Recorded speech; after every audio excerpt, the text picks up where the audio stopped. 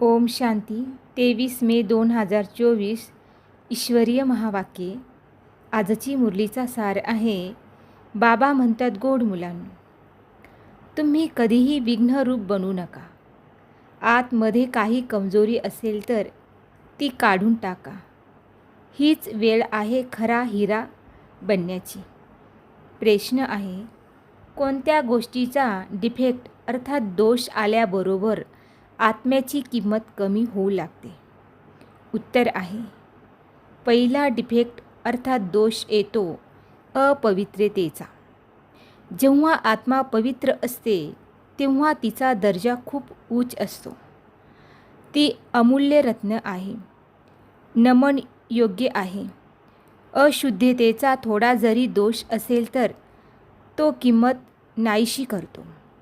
आता तुम्हाला बाप समान एव्हर प्युअर अर्थात सदा पावन हिरा बनायचे आहे.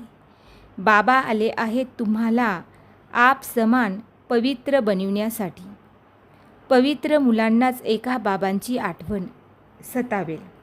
बाबांवर अतूट प्रेम असेल, कधी कोणाला दुःख देणार नाहीत, खूप गोड असतील.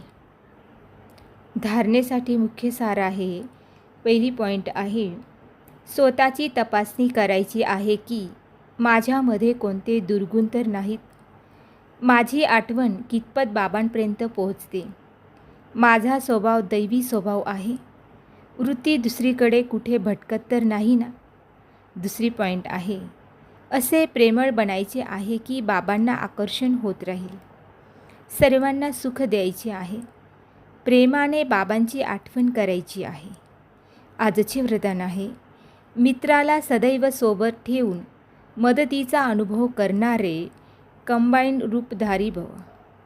स्पष्टीकरण आहे, सदैव आप और बाप असे कंबाईंड रहा की कोणीही वेगळे करू शकणार नाही. कधी स्वतःला एकटे समजू नका. बापदादा अविनाशी साथ निभावणारे तुम्हा सर्वांची मित्र आहेत. बाबा म्हटले आणि बाबा हजर झाले. आम्ही बाबांचे, बाबा आमचे. बाबा तुमच्या प्रत्येक सेवेमध्ये मदत करणारे आहेत. फक्त आपल्या कंबाईंड स्वरूपाच्या रुहानी नशेमध्ये राहा.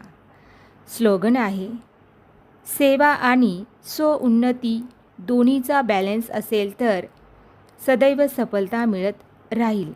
गोड गोड खूप खूप वर्षानंतर भेटलेल्या मुलांप्रती मात पिता बाप दादांची प्रेमपूर्वक आठवण आणि सुप्रभात.